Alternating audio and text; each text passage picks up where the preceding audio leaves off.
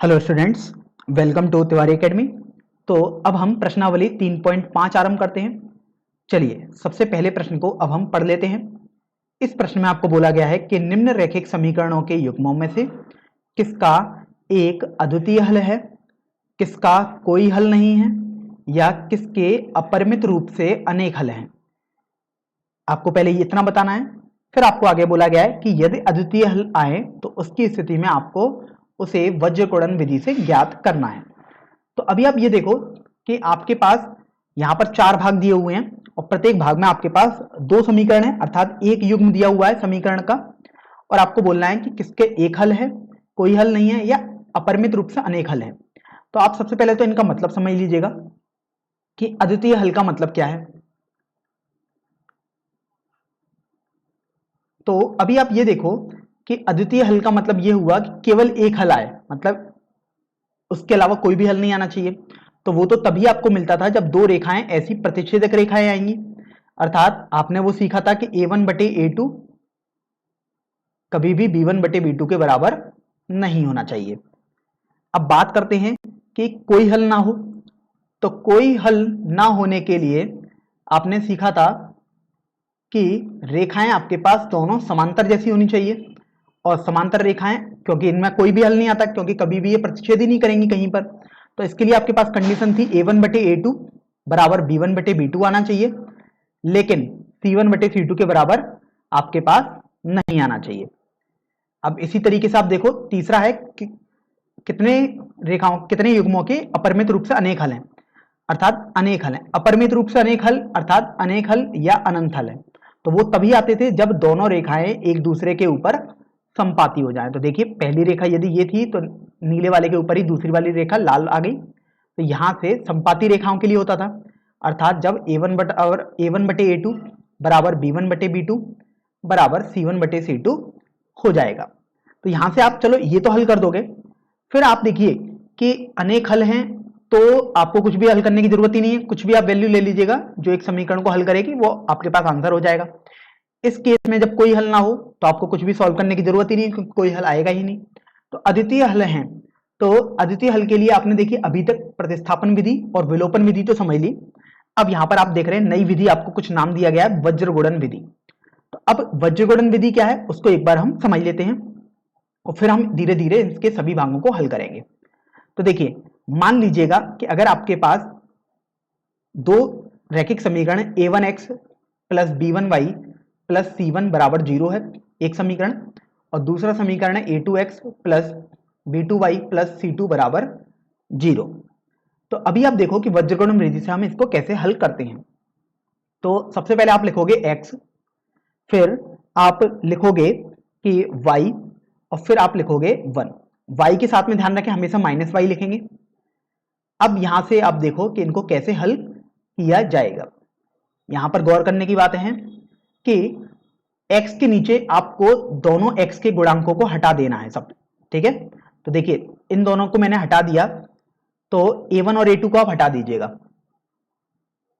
अगर आपने a1 और a2 को हटा दिया तो आप देखिए आपके पास जो रहेंगे 2 गुणांक b1 c1 रहेगा और b2 c2 रहेगा। इसी तरीके से जब माइनस वाई, ध्यान रखें माइनस वाई ही आएगा, ये आपको बेसिकली कंटेस्ट करना है। अब आप y वाले सभी गुणांकों को हटा दो, तो आप देखोगे कि अगर आपको केवल गुणांक लिखने होते हैं, ध्यान रखें, तो a1 और इधर c1 बचा है, देखो a1 c1। इसी तरीके से a2 c2 बचेगा आपके पास, तो आपने ये लिख दिया। इसी तरीके से 1 अर्थात आप कांस्टेंट वाले टर्म्स को हटा देंगे।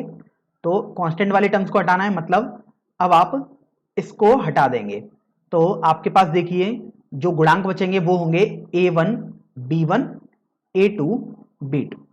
तो अभी तक आपको ये तो समझ में आ गया कि गुणांकों को हटा हटाकर x माइनस वाई और 1 के नीचे लिख दिया जाता है। अब देखो वज्रगुणन विधि हम इसलिए इसे कहते हैं क्योंकि अभी आप वज्रगुणन विधि यहां पर यूज करेंगे। तो देखो आप लिखोगे x बटे, पहले b1 का c2 से गुणा करोगे अर्थात b1 c2 माइनस, अब आप b2 का c1 से गुणा करेंगे अर्थात b2 c1। इसी तरीके से आप करेंगे माइनस वाई बटे, a1 का c2 से गुणा करेंगे आप सबसे पहले, तो a1 c2 माइनस, अब a2 का आप c1 से गुणा करोगे तो a2 c1 आ गया, बराबर 1 बटे a1 का b2 से गुणा करोगे तो a1 b2 माइनस, अब a2 का b1 से गुणा करोगे तो a2 b1 आपके पास आ जाएगा। तो इस तरीके से आप फिर बाद में आप इसको और इसको साथ में लेकर x का मान निकाल सकते हो और इसको और इस वाले भाग को साथ में लेकर y का मान निकाल सकते हैं। तो अभी तक यहां पर आपको ये समझ में आ गया कि वज्रगुणन विधि से कैसे हल किया जाएगा। तो चलिए अब हम इस पर बढ़ते हैं। तो देखिए पहले भाग में आपको दो समीकरण दिए हुए हैं और आपको बोला गया है कि सबसे पहले तो आपको ये बताना है कि अद्वितीय हल है या कोई हल नहीं है, अपरिमित रूप से अनेक हल है। तो देखिए आप यहां पर a1 बटे a2 निकाल लो सबसे पहले तो आपके पास आएगा 1/3। अब आप b1 बटे b2 भी निकाल लो तो वो आपके पास आया -3 बटे -9 अर्थात 1/3 ही आएगा सरल करने पर, आप देख सकते हो। और c1 बटे c2 निकालोगे तो आपके पास देखो -3 बटे -2 अर्थात 3/2 आपके पास आ जाएगा। तो यहां से आप पा रहे हैं कि a1 बटे a2 और b1 बटे b2 जो कि 1/3 के बराबर है, अर्थात ये तो आपके पास बराबर आ गए, लेकिन ये c1 बटे c2 अर्थात 3/2 के बराबर तो नहीं है। इसका मतलब ये दोनों समांतर रेखाएं हो जाएंगी, अर्थात इनका कोई भी हल नहीं होगा। तो यहां पर आप बोल सकते हो कि कोई भी हल यहां पर नहीं होगा। अब जब कोई भी हल है ही नहीं तो आपको आगे हल करने की जरूरत ही नहीं है। और वैसे भी आपको प्रश्न में बोला ही गया था कि अद्वितीय हल आए अर्थात केवल एक हल आए तभी आपको वज्रगुणन विधि से हल करना है। चलिए अब हम दूसरे भाग पर बढ़ते हैं। तो देखिए दूसरे भाग में आपको दो समीकरण दिए हुए हैं, 2x प्लस वाई माइनस 5 बराबर 0 और दूसरा समीकरण है 3x प्लस 2y माइनस 8 बराबर 0। तो अभी आप देखो a1 बटे a2 निकाल लो तो ये आ जाएगा 2/3 क्योंकि x के गुणांकों को आप लिखोगे।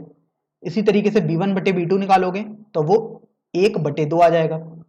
इसी तरीके से आप c1 बटे c2 निकालो तो वो -5 बटे -8 अर्थात 5/8 आपके पास आ जाएगा। तो अभी तो आपने यहां पर यही देख लिया कि यही दोनों बराबर नहीं आ रहे हैं, अर्थात a1 बटे a2 is not equal to b1 बटे b2। इसका मतलब a1 बटे a2 और b1 बटे b2 बराबर नहीं है, अर्थात आप यहां पर बोलोगे कि दोनों रेखा प्रतिच्छेदक रेखाएं, अर्थात केवल एक ही हल या आप बोल सकते हो अद्वितीय हल होगा। अद्वितीय का हिंदी में मतलब होता है जिसके जैसा कोई दूसरा ना हो, अर्थात एक ही हल होगा। तो यहां पर आपको अद्वितीय हल मिल गया। अब आपको प्रश्न में बोला गया था यदि अद्वितीय हल है तब आपको वहां पर वज्रगुणन विधि को यूज करना है। तो देखिए आप देखो सबसे पहले आप यहां पर अगर मैं समीकरणों को कुछ ऐसे लिख दूं आसानी से तो आपके पास कुछ ऐसा दिया है और यहां पर दिया हुआ है 3x प्लस 2y माइनस 8 बराबर 0। तो अभी आप देखो आप लिखते थे कि x बटे, यहां पर आप लिखोगे -y बटे और यहां पर आप लिखोगे 1 बटे। तो अब देखो x के नीचे यहां पर इसके नीचे क्या आना चाहिए, तो उसके लिए आप देखो कि आप x वाले गुणांकों को हटा दो, मतलब आपने पूरे इसको हटा दिया बेसिकली। तो आप देखो बाकी बचे गुणांकों को लिखो, तो जैसे यहां पर 1 है, यहां -5 है, तो इस तरीके से आप लिख दो। इसी तरीके से आप देखो ये 2 और ये -8 आ गया। फिर आपने देखा कि आपके पास ये y वाले बचे, तो अब हम y वालों को हटा देंगे। तो आप y वालों को देखो हटा दो तो आप लिखोगे अब जो बचे हुए गुणांक है, देखो 2 और -5 बचा है तो आपने वो लिख दिया। और इसी तरीके से देखो 3 और -8 आपके पास बचा है तो आपने ये लिख दिया। फिर अब आप 1 के नीचे लिखोगे, अर्थात अब आप जो अचर पद हैं उनको हटा दोगे। तो अचर पद देखिए आपके पास ये हैं तो इनको आपने हटा दिया। अब देखिए बाकी जो गुणांक आपके पास बचे अर्थात 2 और यहां पर कुछ भी नहीं है अर्थात 1 है तो आपने ये लिख दिया। देखो यहां पर 3 है और यहां पर 2 है तो आपने इनको हटा दिया। तो इस तरीके से आप ये हटा हटाकर x और y, x माइनस y और 1 के नीचे लिखते हैं। अब यहां से आप देखो आप लिखोगे x बटे, अब ये आपने सीखा था पहले आप 1 का -8 से गुणा करोगे, तो अर्थात आप पहले ये वाले विकर्णों में गुणा करोगे तो ये -8 आ गया, माइनस अब आप 2 का -5 से गुणा करोगे तो ये आपके पास -10 आ जाएगा, बराबर -y बटे 2 का -8 से गुणा करेंगे तो -16 आ गया, माइनस अब 3 का आप -5 से गुणा करोगे तो माइनस का 15 आ जाएगा, बराबर 1 बटे 2 का आप 2 से गुणा करोगे तो 4 आ गया, माइनस 3 का यदि आप 1 से गुणा करोगे तो आपके पास 3 आ जाएगा। अब यहां से आप ये देखो कि x बटे ये देखो जब हल करोगे तो ये -8 + 10 बन जाएगा अर्थात 2 बन गया। ये आ जाएगा -y बटे -16 + 15 अर्थात -1 आ जाएगा, और ये 1 बटे 4 - 3 1 आ जाएगा। तो अगर आप इसको 1 मान लो, इसको 2 मान लो, या आप कुछ और नाम भी दे सकते हैं, ऐसा कुछ भी नहीं है आपको 1 2 3 ही मानना है, आप ABC करके भी नाम दे सकते हैं। तो अगर आप 1 और 3 को ले लो, 1 एंड 3 से, तो देखिए ये तीनों तो आपस में बराबर हैं, तो बेसिकली आप कोई से भी 2 बराबर कर दोगे तो आपको मान आते रहेंगे। तो इसी तरीके से आपने x बटे 2 को 1 बटे 1 के बराबर किया, तो यहां से आपके पास x बराबर 2 आ जाएगा। इसी तरीके से अब आप 2 और 3 को ले लेंगे साथ में, तो आप लिखो 2 एंड 3 से, तो देखिए आपके पास आ जाएगा -y बटे -1 बराबर 1 बटे 1। तो देखो माइनस से माइनस कैंसिल, तो आपके पास y बराबर 1 आ जाएगा। तो इस तरीके से आपको हल करना था, अर्थात x और y के मान निकालने थे जब अद्वितीय हल हो। तो वो अद्वितीय हल आपके पास x का मान 2 और y का मान 1 आ जाएगा। अब आप तीसरे भाग को देख लो। तीसरे भाग में भी आपको देखिए 2 समीकरण दिए हुए हैं, 3x - 5y - 20 बराबर 0, और दूसरा समीकरण है 6x - 10y - 40 बराबर 0। तो देखिए सबसे पहले तो आपको ये बताना था कि इसके अनंत हल आएंगे या एक भी हल नहीं आएगा या अद्वितीय हल आएगा। तो उसके लिए आपने सीखा था कि आप a1 बटे a2 सबसे पहले निकालो। तो देखो 3 बटे 6 आ जाएगा अर्थात 1 बटे 2। a1 बटे a2 का मतलब होता है x के गुणांकों का अनुपात। अब आप इसी तरीके से b1 बटे b2 निकालो अर्थात y वाले गुणांकों का अनुपात, तो -5 बटे -10 आ जाएगा। तो ये देखो हल करने पर 1 बटे 2 आ जाएगा। और इसी तरीके से अब आप c1 बटे c2 निकालो। तो c1 बटे c2 आप देख रहे हो -20 बटे -40 अर्थात अचर पदों का अनुपात आता था, तो ये 1 बटे 2 आ गया। अब आप यहां से देखो कि आपके पास a1 बटे a2, b1 बटे b2 और c1 बटे c2 तीनों का मान 1 बटे 2 आ रहा है, अर्थात ये तीनों आपके पास बराबर हो जाएंगे एक साथ। तो यहां से आपने ये कंडीशन सीखी थी कि इसके तो अनंत हल आएंगे, अर्थात यहां पर आप बोलोगे कि इसके अपरिमित अनेक हल हो जाएंगे। अब चूंकि अपरिमित अनेक हल हो जाएंगे, इसका मतलब ये हुआ कि दोनों रेखाएं समपाती हैं। तो भले ही आपको देखने में तो अलग अलग रेखाएं लग रही हैं, लेकिन वो हैं दोनों रेखाएं बेसिकली सेम ही। तो आप यहां से बोल सकते हो कि इसके अनेक हल होंगे। और वो हल कैसे आएंगे, आप एक रेखा पर पड़ने वाले बहुत सारे बिंदु निकाल ही सकते हैं, तो वही सब इनके हल हो जाएंगे। चलिए अब हम चौथे भाग पर बढ़ते हैं। चौथे भाग में आपको यहां पर दिया हुआ है, ये चौथा भाग है। पहली रेखा है x - 3y - 7 बराबर 0, और दूसरी रेखा आपके पास दी हुई है 3x - 3y - 15 बराबर 0। तो देखिए अभी आप सबसे पहले a1 बटे a2 निकाल लो, तो वो आप देख रहे हो x के गुणांकों का अनुपात अर्थात 1 बटे 3 आया। इसी तरीके से आप b1 बटे b2 निकालो, तो आप देखो ये -3 बटे -3 अर्थात हल करोगे तो 1 आ जाएगा, क्योंकि माइनस से माइनस कैंसिल, 3 से 3 कैंसिल। और आपने c1 बटे c2 निकालने की जरूरत ही नहीं पड़ी आपको, क्योंकि आपको ये पता लग गया कि a1 बटे a2 और b1 बटे b2 के मान अलग अलग आ रहे हैं, अर्थात ये दोनों आपस में बराबर नहीं है। और जब भी ये कंडीशन होती थी तो आप बोलते थे कि आपके पास अद्वितीय हल अर्थात एक हल आएगा। तो यहां पर आपको ये पता लग गया कि अद्वितीय हल आ जाएंगे। अब चूंकि अद्वितीय हल आ गए तो आपको बोला गया कि आप इसको वज्रगणन विधि से हल करो। तो देखिए अब हम इन समीकरणों को अलग अलग लिख लेते हैं एक बार। ये दिया हुआ है x - 3y - 7 बराबर 0, यहां पर दिया हुआ है 3x - 3y - 15 बराबर 0। तो अभी देखो आपने सीखा था वज्रगणन विधि से लिखने के लिए आप सबसे पहले लिखोगे x बटे, फिर लिखोगे -y बटे, और फिर लिखोगे 1 बटे।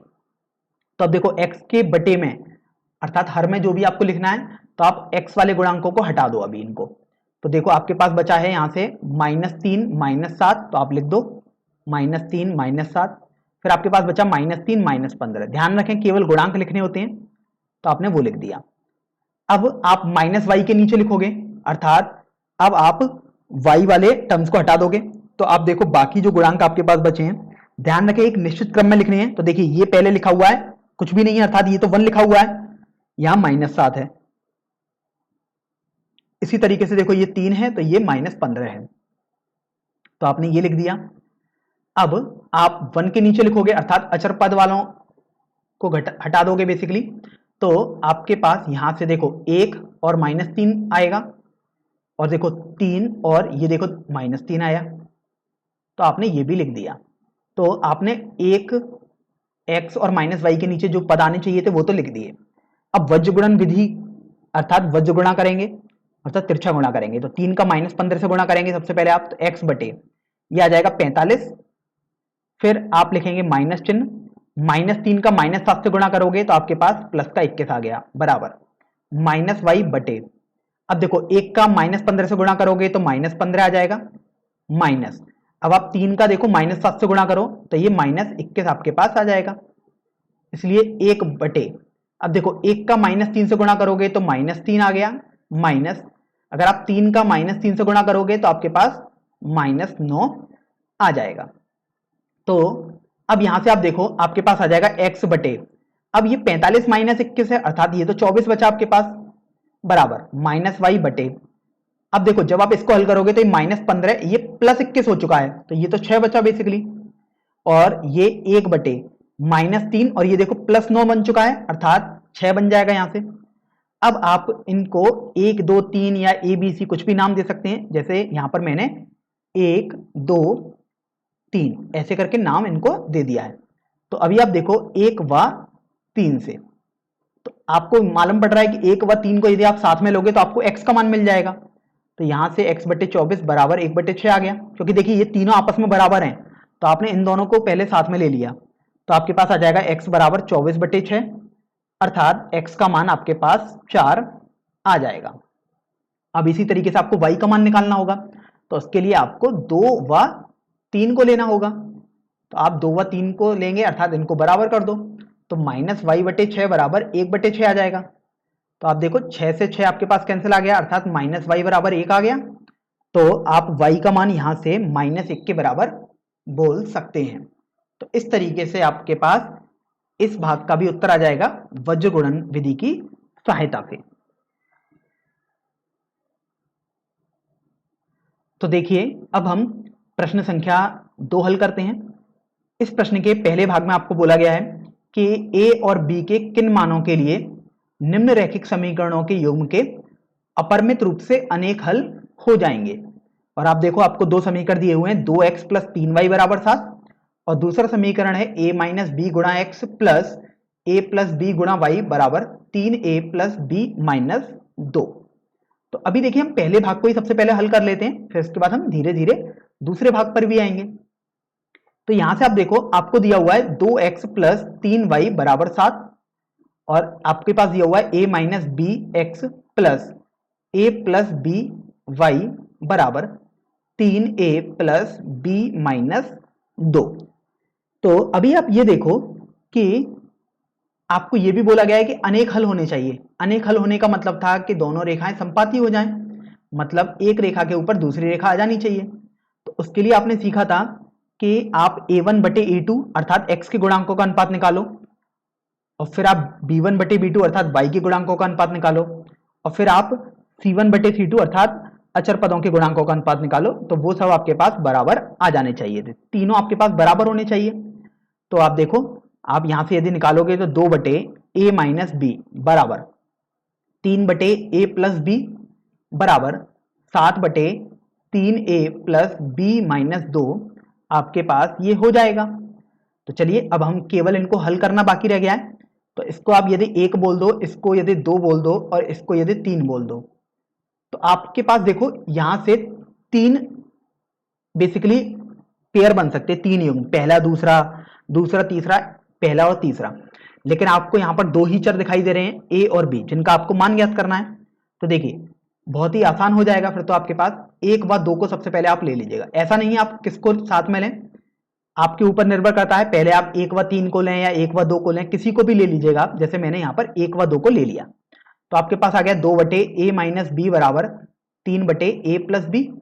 तो देखो तिरछा गुणा यदि आप करोगे तो आपके पास ऐसे हो जाएगा, तो 2a + 2b बराबर 3a - 3b हो जाएगा। तो अभी आप देखो कि 2a को आपने दाईं तरफ पक्षांतर कर दिया और -3b को आपने बाईं तरफ पक्षांतर किया, तो 2b + 3b बराबर 3a माइनस 2a आ जाएगा, अर्थात a का मान 5b आपके पास आ गया। इसको आप समीकरण संख्या 4 बोल दीजिएगा। अब इसी तरीके से आपको एक समीकरण और निकालना पड़ेगा, तो वो हो सकता है समीकरण 2 व 3 से आप निकालें, हो सकता है 1 और 3 से निकालें, ये पूरा आपके ऊपर निर्भर करता है। तो जैसे मैं यहां पर 2 व 3 को ले लेता हूं अब, तो देखो 2 व 3 से आप लिखोगे तो आप लिखोगे 3 बटे ए प्लस बी बराबर 7 बटे 3a प्लस बी माइनस 2। तो अभी आप ये देखो कि आपके पास ये जब सॉल्व करोगे अर्थात तिरछा गुणा करोगे आप, तो 3 का गुणा आप इससे कर दोगे 3a प्लस बी माइनस 2 से, और a प्लस बी का गुणा आप 7 से कर दोगे, तो ये आ जाएगा 9a प्लस 3b माइनस 6 बराबर 7a प्लस 7b। तो देखो 7a को आप बाईं तरफ पक्षांतर कर दोगे और 3b को आपने दाईं तरफ पक्षांतर किया, तो 9a माइनस 7a माइनस 6 बराबर यह आ जाएगा 7b माइनस 3b, अर्थात 2a माइनस 6 बराबर 4b आ गया, अर्थात a माइनस 3 बराबर 2b आ जाएगा, क्योंकि आपने इसमें से दो उभयनिष्ठ ले लिया दोनों पक्षों में से। तो इसको आप देखो समीकरण संख्या 5 बोल दीजिएगा।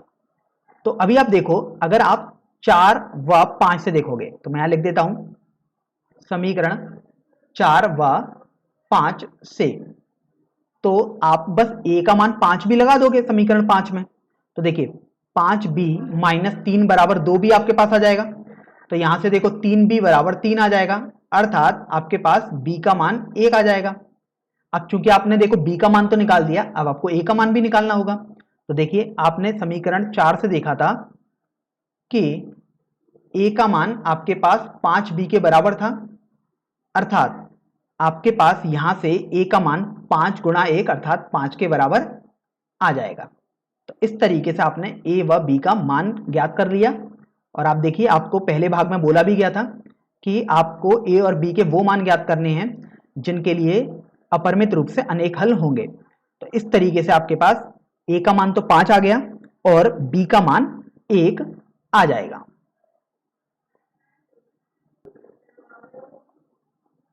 अब देखो, अब आप दूसरे भाग को देख लो जो इस प्रश्न के दिया हुआ है। इस प्रश्न के दूसरे भाग में आपको बोला गया है कि k के किस मान के लिए निम्न रैखिक समीकरणों के युग्म का कोई भी हल नहीं होगा। और आप देखिए आपको जो युग्म दिया हुआ है अर्थात दो समीकरण जो आपको दिए हुए हैं वो हैं 3x प्लस वाई बराबर 1 और दूसरा है 2k माइनस 1 गुणा x प्लस k माइनस 1 गुणा वाई बराबर 2k प्लस 1 के बराबर। तो अभी आप ये देखो कि दूसरे भाग के अभी हम सबसे पहले समीकरण लिख लेते हैं जो आपको दिए हुए हैं दोनों। ये है 3x प्लस वाई बराबर 1 और दूसरा समीकरण है 2k माइनस 1 गुणा x प्लस k माइनस 1 गुणा वाई बराबर 2k प्लस 1। तो अभी आप देखो कि कोई भी हल ना हो तो आपने उस कंडीशन में पढ़ा था कि दोनों रेखाएं समांतर हो जानी चाहिए, क्योंकि ये कहीं मिलेंगी ही नहीं अर्थात कोई हल आएगा ही नहीं। तो उसके लिए आपने सीखा था कि आप a1 बटे a2 निकालेंगे और b1 बटे b2 निकालेंगे, तो ये दोनों तो आपके पास बराबर आएंगे, लेकिन अगर आप c1 बटे c2 निकालोगे तो वो बराबर नहीं आना चाहिए। तो यहां से आप देख सकते हो कि आप देखो निकालोगे a1 बटे a2 तो वो आपके पास आ गया 3 बटे 2k माइनस 1।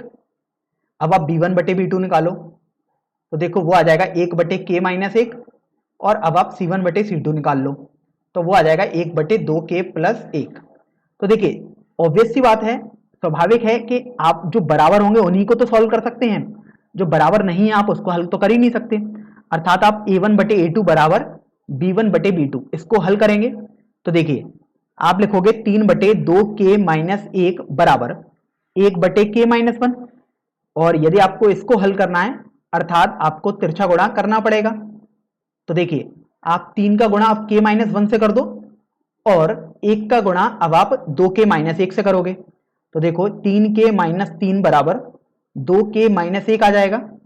तो यहां से देखो 3k माइनस 2k बराबर आपने 2k को बाईं तरफ पक्षांतर किया तो यह आ गया और आप माइनस 3 को दाईं तरफ पक्षांतर कर दो तो आपके पास 3 माइनस 1 आ जाएगा, अर्थात k बराबर आपके पास 2 आ जाएगा। तो आप पहले तो ये ध्यान दो k बराबर 2 आपके पास उस बात के लिए आया है कि a1 बटे a2 बराबर b1 बटे b2 होगा, क्योंकि आपने केवल इतने को हल किया है। अब आप जो k का मान आया है उसको C1 बटे C2 में लगा के देख लेंगे, वो अगर बराबर नहीं आ रहा है तो सही है, अदरवाइज फिर आप बोलेंगे कि ऐसा संभव ही नहीं होगा। तो जैसे आप देखो कि अब आप A1 बटे A2 निकाल लो, तो आपके पास 3 बटे k का मान आप 2 लगा दो, तो यहां से 4 माइनस 1 आ जाएगा अर्थात 3 बटे 3, तो ये 1 आ गया। इसी तरीके से आप B1 बटे B2 निकालो तो ये भी बराबर ही आएगा, क्योंकि हमने सॉल्व भी जब इसको रख के किया है। और वैसे आप देख भी सकते हो 1 बटे 2 माइनस 1 अर्थात 1 बटे 1 मतलब 1 ही आया। बस आपको C1 बटे C2 एक बार निकाल के देखना है। तो देखिए C1 बटे C2 आपने निकाला तो 1 बटे, ये आपके पास 2 गुणा 2 प्लस 1 आ जाएगा, अर्थात ये आपके पास देखो 1 बटे 5 आ जाएगा। तो आपने यहां से देख भी लिया कि A1 बटे A2 और B1 बटे B2 ये तो आपके पास बराबर आ रहे हैं, लेकिन C1 बटे C2 बराबर नहीं आ रहा है 1 के। अतः आप बोल सकते हैं यहां पर कि k का मान यदि 2 होगा तब इस रैखिक युग्म समीकरण के लिए कोई भी हल नहीं आएगा।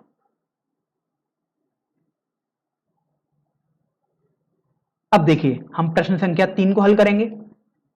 चलिए इस प्रश्न को एक बार हम पढ़ लेते हैं। इस प्रश्न में बोला गया है कि निम्न रैखिक समीकरणों के युग्म को प्रतिस्थापन एवं वज्र गुणन विधियों से हल कीजिए, और बोला गया है कि किस विधि को आप अधिक उपयुक्त मानते हैं। तो अभी आप ये देखो कि आपको दो समीकरण दिए हुए हैं। यहां पर पहला समीकरण है 8x प्लस 5y बराबर 9, और दूसरा समीकरण आपके पास दिया हुआ है 3x प्लस 2y बराबर 4। तो देखिए यहां पर आपको दो विधियों से हल करने को बोला गया है, प्रतिस्थापन और वज्रगुणन विधि से। तो सबसे पहले हम प्रतिस्थापन विधि देख लेते हैं। तो देखिए अगर आप इसको समीकरण संख्या 1 बोल दो और इसको समीकरण संख्या 2 आपने बोल दिया, तो प्रतिस्थापन विधि में आपको किसी भी एक समीकरण से x या y का मान अलग से निकालना होता है। यह आपके ऊपर निर्भर करता है कि आप किसका मान निकालेंगे। जैसे आप देख सकते हैं मैं समीकरण 1 से लिख लेता हूं। तो समीकरण 1 से आपके ऊपर निर्भर करता है कि आप x का मान निकालो या y का। जैसे मैं यहां पर x का मान निकालता हूं तो 8x आपके पास हो जाएगा 9 माइनस 5y, लेकिन आपको तो x का मान निकालना है अलग से, तो x आपके पास हो जाएगा 9 माइनस 5y बटे 8 के बराबर। इसको आप मान लीजिएगा समीकरण संख्या 3 आपने बोल दिया।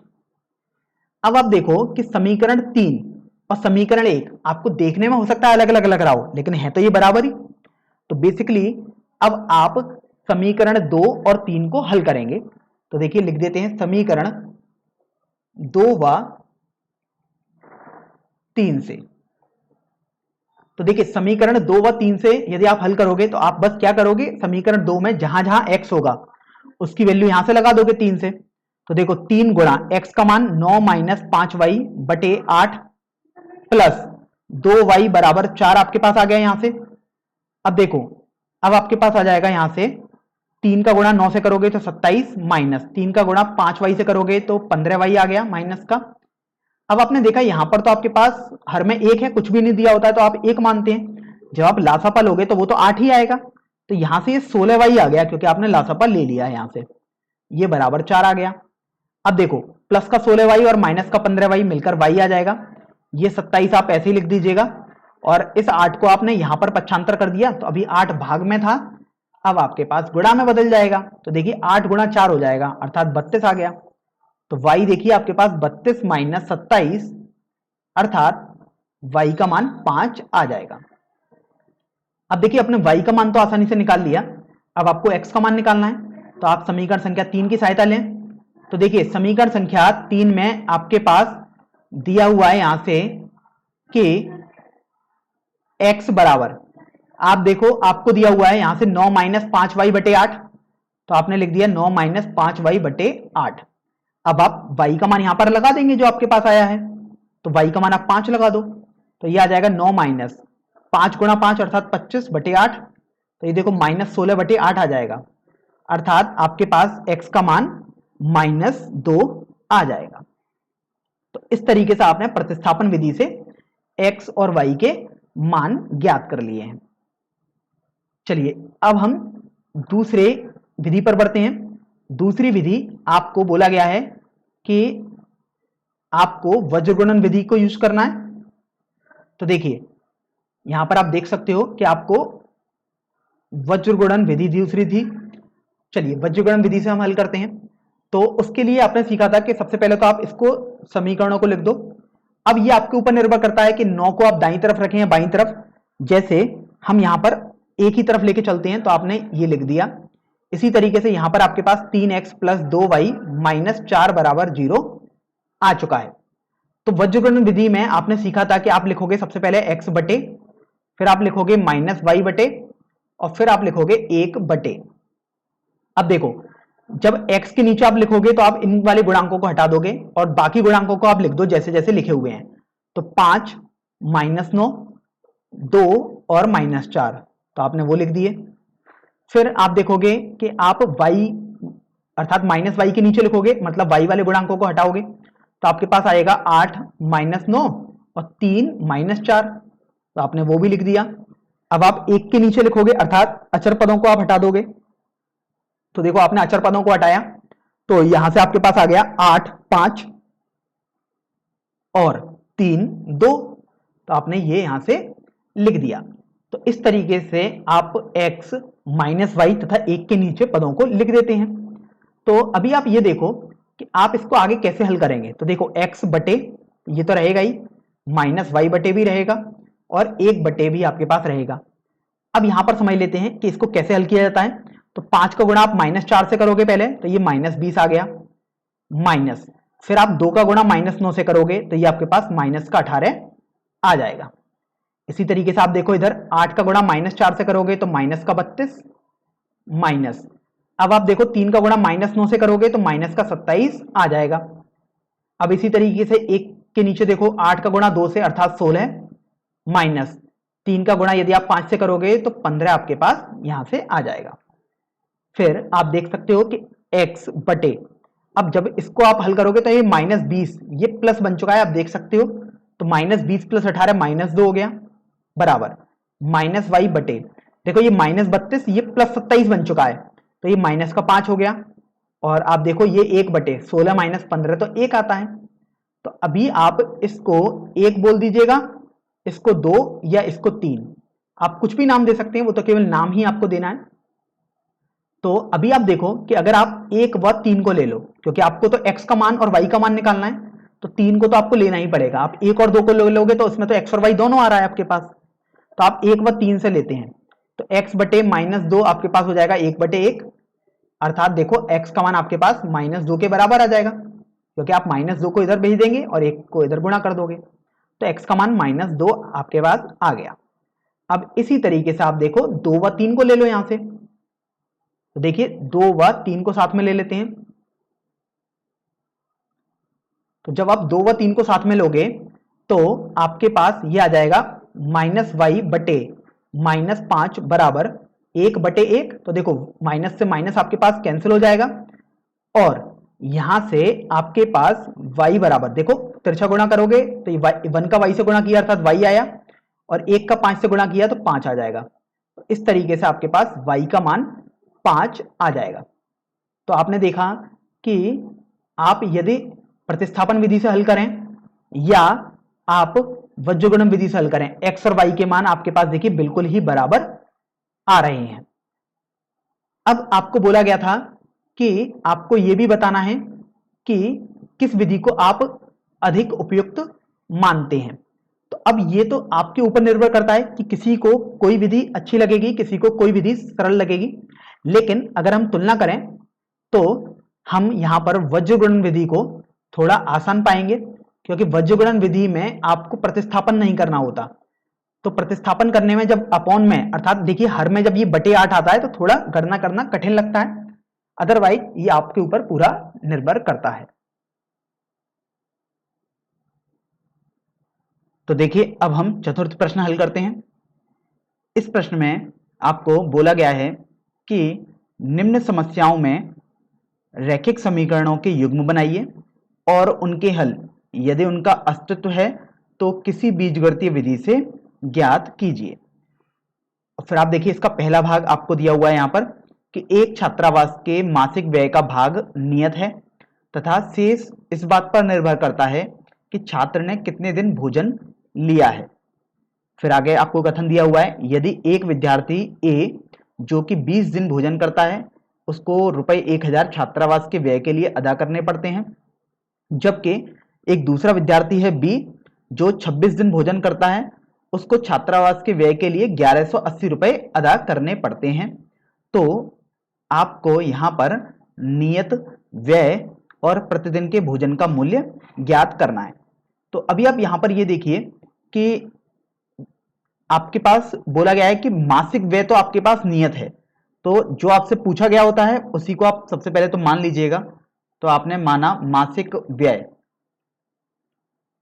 ये x रुपए है, और अब यहां पर देखो कि आगे दिया हुआ था कि छात्र ने कितने दिन भोजन किया होगा, तो शेष व्यय इस बात पर निर्भर करेगा, अर्थात प्रतिदिन भोजन व्यय, और वो आप y रुपए मान लीजिएगा। प्रतिदिन भोजन व्यय का मतलब है अगर आप एक दिन भोजन कर रहे हैं तो उसका y रुपए है, तो इस तरीके से जो जितने दिन भोजन करेगा y का गुणा उतने दिन में कर देंगे, तो टोटल भोजन का व्यय आपके पास आ जाएगा। फिर आप देखिए कि आपको बोला गया है कि से जो विद्यार्थी ए है आपके पास, विद्यार्थी ए के लिए हम लिख देते हैं। अब वो विद्यार्थी 20 दिन भोजन करता है, तो देखिए मासिक व्यय तो उसके पास निश्चित ही रहेगा, तो वो उसके पास x तो लगेगा ही लगेगा, प्लस अब एक दिन भोजन करने का आपने y रुपए माना है, तो 20 दिन भोजन करने का 20 y रुपए हो जाएगा। तो ये टोटल जो खर्चा आएगा, जो व्यय आया वो रुपए 1000 आया है, तो आपने ये लिख दिया। इसको आप समीकरण संख्या 1 मान लीजिएगा। फिर आप देखिए अगले कथन में आपको विद्यार्थी बी के बारे में बोला गया है, और बोला गया है कि यदि यह विद्यार्थी 26 दिन भोजन करता है, तो देखिए x तो आपके पास निश्चित है, ये तो लगेगा ही लगेगा, और 26 दिन भोजन का किराया आपके पास 26y हो जाएगा। तो इस तरीके से x प्लस 26y टोटल जो आपको रुपए अदा करने पड़े बी विद्यार्थी को वो 1180 रुपए हैं। तो इसको आप समीकरण संख्या 2 बोल दीजिएगा। अब आपको बोला गया है कि नियत व्यय और प्रतिदिन के भोजन का मूल्य ज्ञात करना है, अर्थात x और y आपको ज्ञात करना है। तो अभी आप ये देखो कि प्रश्न में आपको ये भी बोला गया था कि किसी भी बीजगणितीय विधि से आपको ये ज्ञात करना है। तो अभी तक आपने 3 बीजगणितीय विधि समझ ली हैं, एक बार हम केवल लिख देते हैं उनको। एक थी आपके पास प्रतिस्थापन विधि, दूसरी विधि थी आपके पास विलोपन, और तीसरी विधि आपने सीखी थी वज्रगुणन विधि। तो यहां पर इस प्रश्न में आपको स्वतंत्रता दी गई है कि आपके ऊपर निर्भर करता है, आप किसी भी विधि का यूज कर सकते हैं। तो देखिए अब मैं यहां पर विलोपन विधि यूज कर देता हूं, क्योंकि देखिए विलोपन विधि में हमें एक चर को हटाना होता था।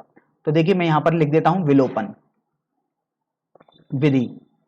अब विलोपन विधि तो मैं यूज कर रहा हूं, तो अभी आप देखो कि पहले समीकरण और दूसरे समीकरण में यहां पर भी x का गुणांक 1 है और यहां पर भी 1 है, अर्थात ये आपके पास आसानी से हट जाएंगे, और वो हटेंगे तब जब आप घटा देंगे।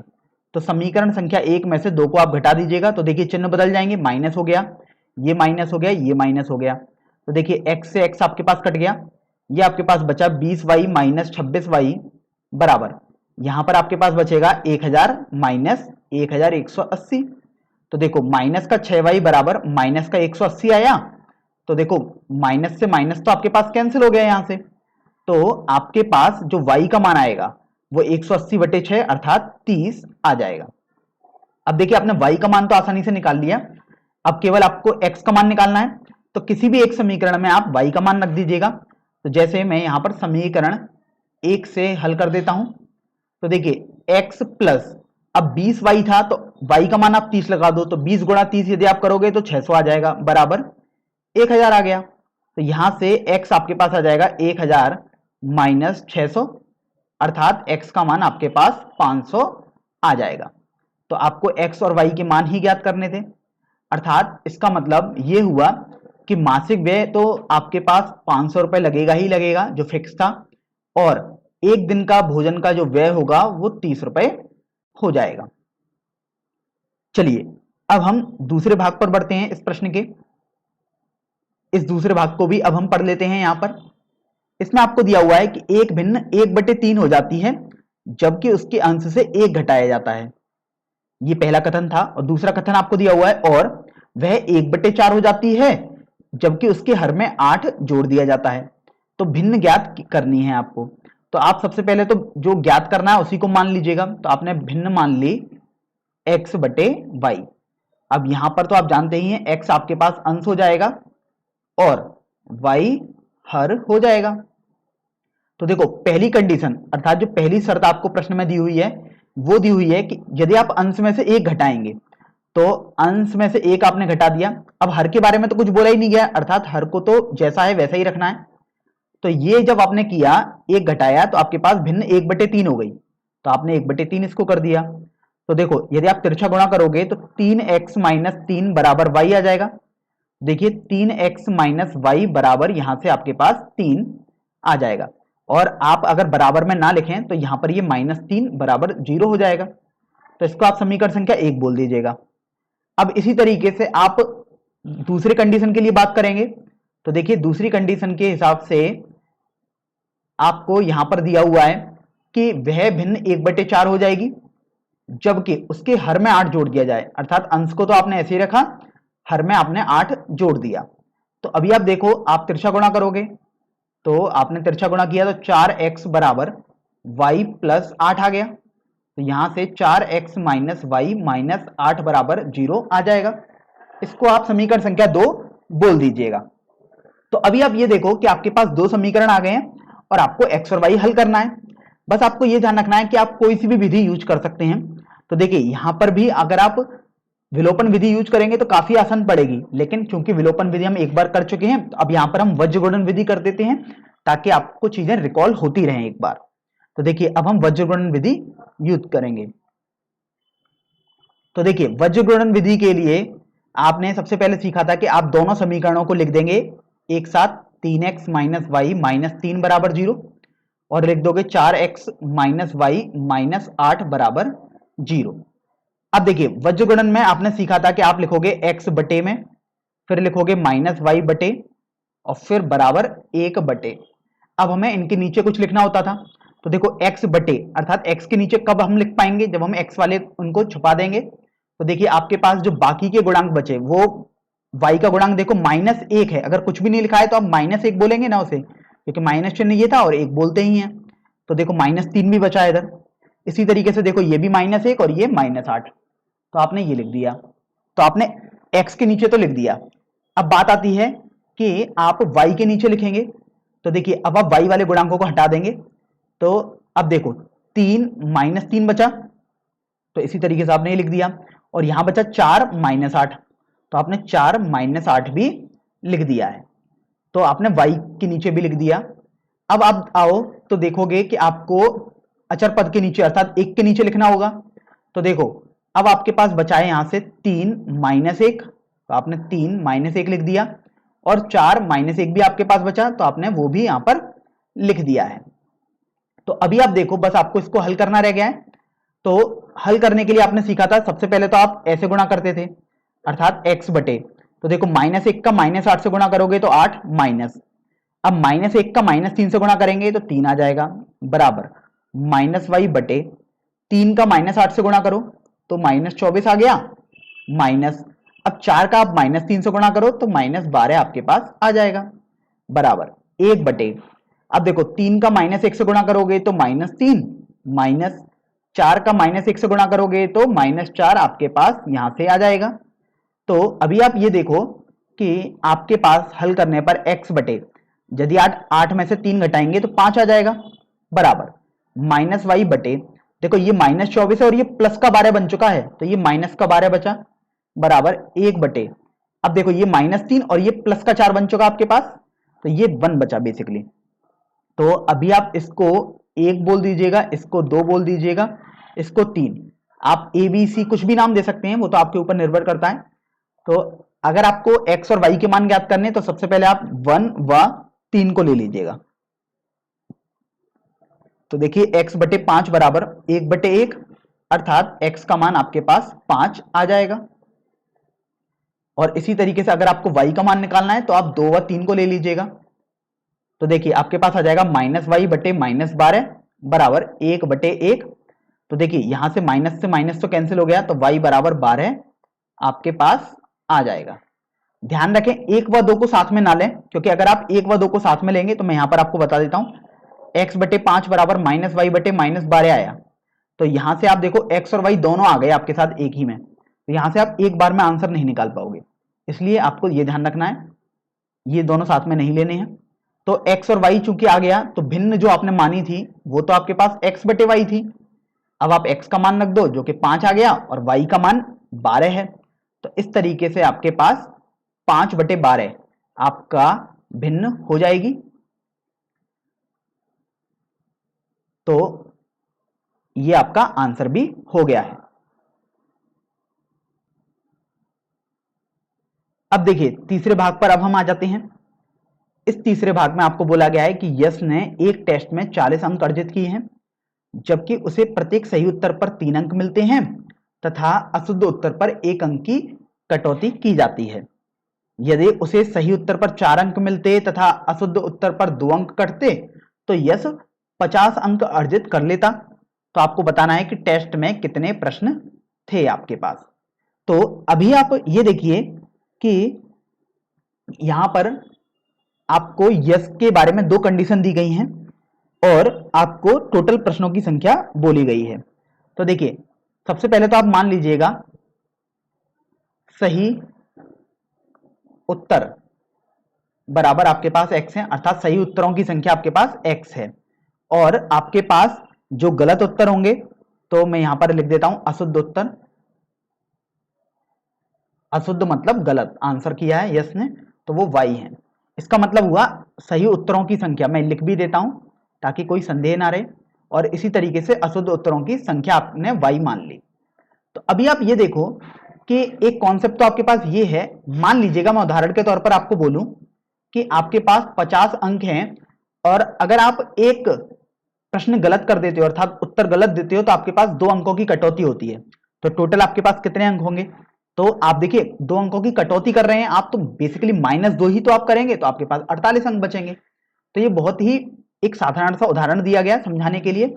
अब इसी तरीके से इस प्रश्न में आप देखो, अब उसने सही उत्तर तो x दिए हैं, तो आप देखो सही उत्तर पर 3 अंक मिलते हैं एक सही उत्तर पर, तो चूंकि उसने x सही उत्तर दिए हैं तो कंडीशन 1 के हिसाब से उसके पास सही अंक कितने हो जाएंगे? 3 गुणा x हो जाएंगे। अब बोला गया है कि अशुद्ध उत्तर पर 1 अंक की कटौती की जाती है, यदि वो एक अशुद्ध उत्तर देगा तो 1 अंक कटेगा, लेकिन उसने तो अशुद्ध उत्तर y दिए हैं तो उसके y अंक कट जाएंगे, अर्थात y घटा दोगे आप 3x में से, तो आपको बोला गया है कि 40 के बराबर आएगा।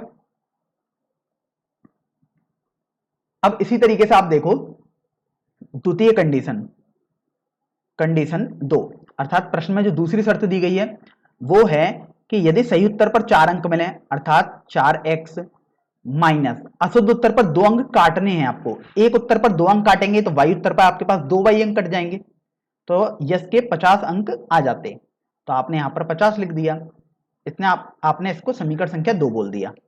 अब आपको बेसिकली समीकरण 1 और समीकरण 2 को हल करना है। तो देखिए अगर हम समीकरण 1 से ही y का मान निकालें तो 3x माइनस 40 आ जाएगा, इसको आप समीकरण संख्या 3 बोल दो। तो देखिए 1 और 3 है तो एक ही बिल्कुल समीकरण, लेकिन बस देखने में अलग अलग लग रहे हैं। तो अभी आप 2 व 3 इन समीकरणों से देखोगे तो बेसिकली अब हम प्रतिस्थापन विधि का यूज कर रहे हैं, अर्थात y का मान हम यहां से उठा के 3 से 2 में रख देंगे। तो देखिए 4x माइनस 2, y का मान आपने 3x माइनस 40 रख दिया, बराबर ये आपके पास हो गया 50 के बराबर। तो देखिए 4x माइनस 6x प्लस 80, क्योंकि आपने 2 का गुणा कर दिया 3x में भी और माइनस 40 में भी, तो ये आपके पास 50 हो गया। तो आप देखो ये हल करने पर तो -2x बराबर ये 50 माइनस 80 अर्थात ये -30 हो गया, तो -2x माइनस 30 के बराबर आपके पास यहां से आ चुका है, अर्थात x का मान आपके पास 15 आ जाएगा। अब चूंकि आपके पास x का मान आ चुका 15, तो अब आपको y का मान निकालना होगा। तो अभी आप देखो समीकरण 3 से देख लेते हैं हम, समीकरण 3 से तो देखिए अब आपके पास y आ जाएगा 3 गुणा 15 माइनस 40, तो देखिए y बराबर आपके पास ये 45 माइनस 40 हो गया, अर्थात जब आप घटाओगे तो आपके पास 5 आ जाएगा। इसका मतलब ये हुआ कि y का मान 5 आ गया, अर्थात सही उत्तरों की संख्या तो आपके पास 15 थी जितने यश ने सही उत्तर दिए थे, और गलत अर्थात अशुद्ध उत्तर यश ने केवल 5 ही दिए थे। तो अब आपको बोलना गया है, आपको तो ये पूछा गया था प्रश्न में कि टेस्ट में कितने प्रश्न थे, तो कुल प्रश्न आपके पास हो जाएंगे सही प्लस अशुद्ध, तो यहां से x प्लस वाई अर्थात 20 प्रश्न आपके पास टोटल टेस्ट में हो जाएंगे, क्योंकि 15 और 5 को यदि आप जोड़ोगे तो 20 ही आ जाएगा। चलिए अब हम चतुर्थ भाग पर चलते हैं। तो देखिए चतुर्थ भाग में आपको बोला गया है कि एक राजमार्ग पर दो स्थान ए और बी 100 किलोमीटर की दूरी पर हैं। एक कार ए से तथा दूसरी कार बी से एक ही समय पर चलना प्रारंभ करती हैं। यदि ये कारें भिन्न भिन्न चालों से एक ही दिशा में चलती हैं तो वे 5 घंटे पश्चात मिलती हैं। यदि ये कारें विपरीत दिशा एक दूसरे की ओर चलती हैं तो 1 घंटे पश्चात मिल गई हैं। तो दोनों कारों की आपको चाल ज्ञात करनी है।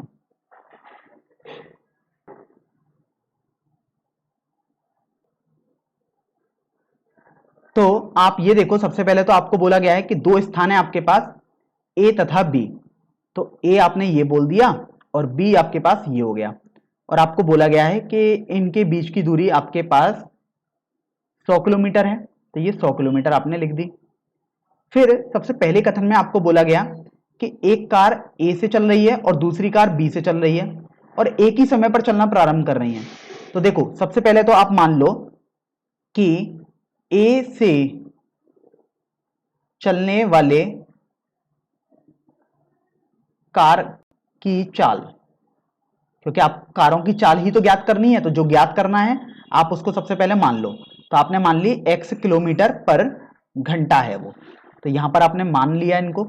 इसी तरीके से आप b से भी मान लोगे कि b से जो कार चल रही है उसकी आपने 4 मान ली y किलोमीटर पर घंटा, तो km मतलब किलोमीटर और hr मतलब आवर मतलब घंटे। तो अभी आप ये देखो कि आपको आगे ये भी बोला गया था कि एक ही दिशा में वो चल रही हैं तो वे 5 घंटे पश्चात मिल रही हैं। तो देखिए जब एक ही दिशा में चल रही हैं तो माना जैसे देखो कार इधर भी ए दिशा में ए से इधर चल रही है तो बी भी इधर ही चलेगी, तो 5 घंटे बाद वो मान लीजिएगा किसी एक बिंदु सी पर मिल जाती हैं। तो यहां से आप ये देखो कि जो बी दूरी होगी, अब ये 5 घंटे में बी इतना पहुंच पाया होगा और ए 5 घंटे में इतना पहुंच गया होगा। तो अभी आप ये देखो कि ए 5 घंटे में कितना चला होगा, इसका मतलब तो ये हुआ कि ए 1 घंटे में x किलोमीटर चल रहा है, तो ए 5 घंटे में 5x किलोमीटर चला होगा। इसी तरीके से आप देखोगे तो ये इसका मतलब हुआ कि b 1 घंटे में y किलोमीटर चल रहा है, अर्थात 5 घंटे में 5y किलोमीटर चल जाएगा। तो आप गौर करने पर पाओगे कि यहां से आप देखिए आपके पास जो 5x वाली दूरी है अर्थात a से c के बीच की दूरी है, मैं यहां पर लिख देता हूं, वो आपके पास आएगी A B plus B C के बराबर। तो देखो ए सी तो आपके पास 5x हो गया, अब ए बी तो आप जानते हो ए से बीच की दूरी 100 किलोमीटर आपको दी थी, प्लस बी सी अर्थात बी से सी के बीच की दूरी जो कि 5y के बराबर आई है, क्योंकि बी ने इतना ही तो आपके पास डिस्टेंस कवर किया है। तो यहां से आप देखो 5x माइनस 5y बराबर 100 आपके पास आ जाएगा, और यदि आप 5 को उभयनिष्ठ ले लो तो x माइनस वाई बराबर ये 100 आ गया, तो आपने कैंसिल कर दिया यहां से, तो x माइनस वाई बराबर आपके पास 20 आ जाएगा। इसको आप समीकरण संख्या 1 बोल दीजिएगा। चलिए अब हम इस प्रश्न के दूसरे भाग पर बढ़ते हैं। दूसरे भाग में बोला गया था यदि ये कारें विपरीत दिशा में एक दूसरे की ओर चलती हैं तो वे 1 घंटे पश्चात मिल जाती हैं। तो अभी आप ये देखो कि अब हम इसका भी थोड़ा एक ग्राफ सा बनाएंगे ताकि आपको समझने में थोड़ा आसानी हो। तो सबसे पहले तो ए बिंदु आपने ये मान लिया, बी बिंदु आपने ये मान लिया, इनके बीच की दूरी आपको दी गई थी, ये तो फिक्स्ड है, ए से बी के बीच की दूरी 100 किलोमीटर है। अब बोला गया है कि ये विपरीत दिशा में चल रही हैं, तो विपरीत दिशा में चलने का मतलब ये हुआ कि देखिए बी इधर चल रहा है और ए इधर की तरफ चल रहा है, तो आप बोल सकते हैं विपरीत दिशा में चलेंगी।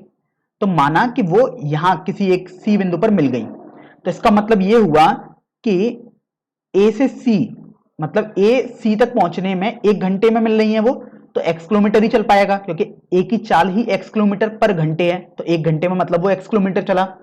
और b और c के बीच में 1 घंटे में मतलब y किलोमीटर ही चल पाएगा b, क्योंकि b की चाल ही y किलोमीटर पर घंटे है।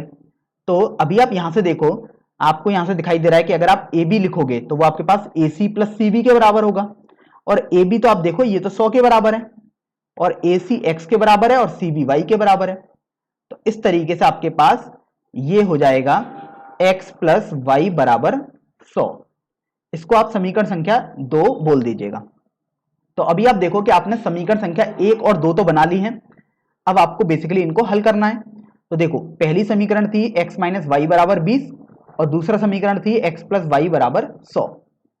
तो अगर आप इनको जोड़ दें या घटा दें तो दोनों तरीके से आंसर आ जाएगा। तो अगर आप इनको जोड़ ही दें सबसे पहले, तो यहां पर देखो x और x ये जुड़कर 2x हो गए, लेकिन ये माइनस वाई और प्लस वाई ये कट जाएंगे आपके पास, तो ये 20 और 100 इधर भी आप जोड़ देंगे तो 120 आ गया। अर्थात x का मान आपके पास 120/2 मतलब 60 आ जाएगा। अब आपने x का मान तो निकाल दिया है, अब आपको y का मान निकालना होगा। तो आप किसी भी एक समीकरण में रख दीजिएगा। जैसे हम समीकरण 2 से ही हल कर देते हैं। तो देखो x प्लस वाई बराबर 100 था, तो y बराबर आपके पास 100 माइनस एक्स अर्थात 100 माइनस 60 हो जाएगा। तो अभी आप ये देखो कि जब आप 100 में से 60 घटाओगे तो आपके पास y बराबर 40 आ जाएगा।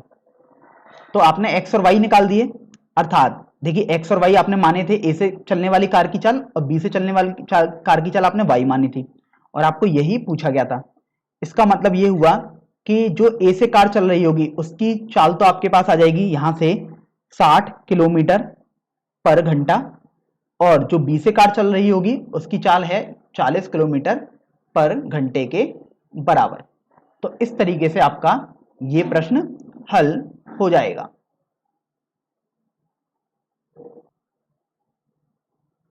तो देखिए इस प्रश्नावली का सबसे अंतिम भाग, एक आयत का क्षेत्रफल 9 वर्ग इकाई कम हो जाता है यदि उसकी लंबाई 5 इकाई कम कर दी जाती है और चौड़ाई 3 इकाई बढ़ा दी जाती है। दूसरे कथन में आपको बोला गया है कि यदि लंबाई को 3 इकाई और चौड़ाई को 2 इकाई बढ़ा दें तो क्षेत्रफल 67 वर्ग इकाई आपके पास बढ़ जाता है। तो आपको आयत की विमाएं ज्ञात करनी है। तो सबसे पहले तो आप देखो कि आयत आपके पास कुछ ऐसा आएगा, अर्थात आयत में दो विपरीत भुजाएं समान होती हैं और ये दो विपरीत भुजाएं समान होंगी आपस में। तो आयत की विमाएं आपको ज्ञात करनी है। तो सबसे पहले आप उनको ही मान लीजिएगा। तो आपने माना लंबाई, स्वाभाविक सी बात है लंबाई ये आयत की ही है, तो आपने उसको x मान लिया। अब यहां पर कुछ भी ऐसा नहीं दिया गया मीटर है या सेंटीमीटर है, तो आप देखो वर्ग इकाई करके दिया गया है, तो आप माना लंबाई जो है आपके पास x इकाई है, मतलब मात्रक नहीं पता तो आपने बस x इकाई बोल दिया। अब इसी तरीके से आप चौड़ाई को भी मान लीजिएगा और आपने चौड़ाई y मान ली, तो ये y इकाई हो गई। अब यहां पर आप देखो कि आपको बोला गया कि आयत का क्षेत्रफल 9 वर्ग इकाई कम हो जाता है। तो अभी आप ये देखो कि अभी क्षेत्रफल कितना होगा आयत का। आयत का क्षेत्रफल होता है लंबाई गुणा चौड़ाई, अर्थात क्षेत्रफल तो एक्स वाई आएगा, लेकिन बोला गया है कि 9 वर्ग इकाई कम हो जाएगा, अर्थात एक्स वाई में से 9 कम हो जाता है।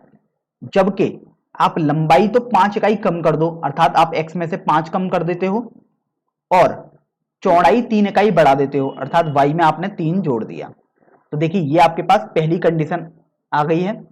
बस इसको आप थोड़ा सरल करोगे तो आओ देखिए एक्स वाई प्लस 3x, अर्थात आपने x का गुणा कर दिया इस कोष्टक से। अब आप -5 का गुणा करोगे तो -5y -15 बराबर एक्स वाई -9 आपके पास यहां से हो जाएगा।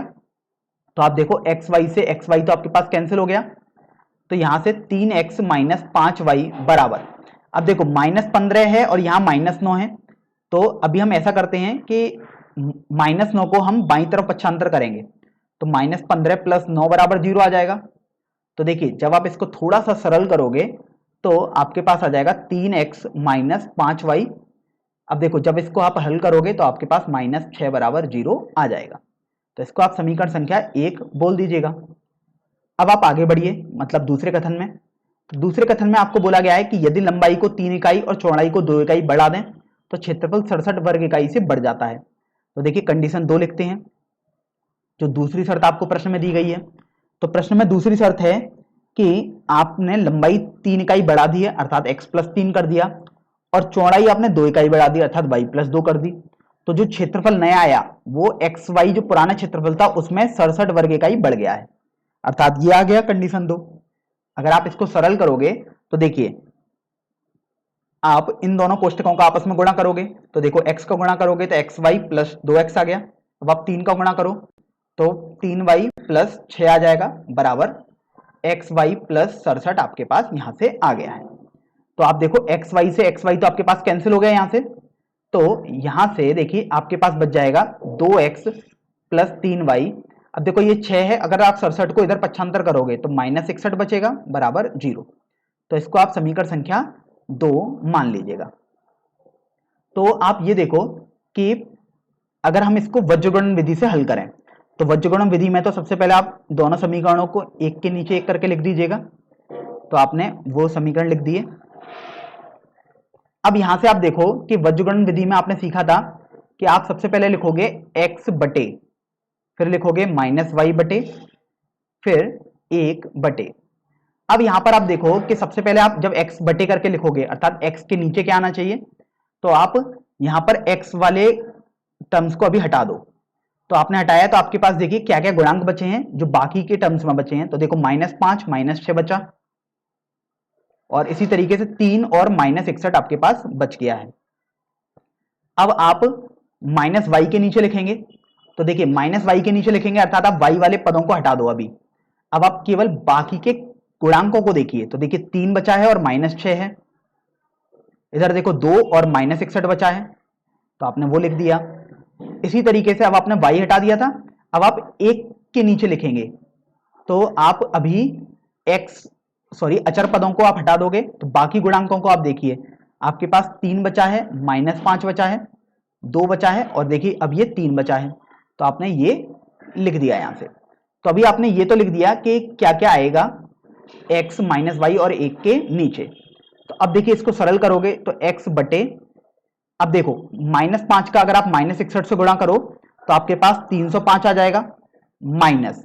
अब आप देखो 3 का -6 से गुणा करोगे तो -18 आ जाएगा बराबर -y बटे, अगर आप 3 का -61 से गुणा करोगे तो -183 आ जाएगा माइनस, अगर आप 2 का -6 से गुणा करोगे तो आपके पास -12 आ जाएगा।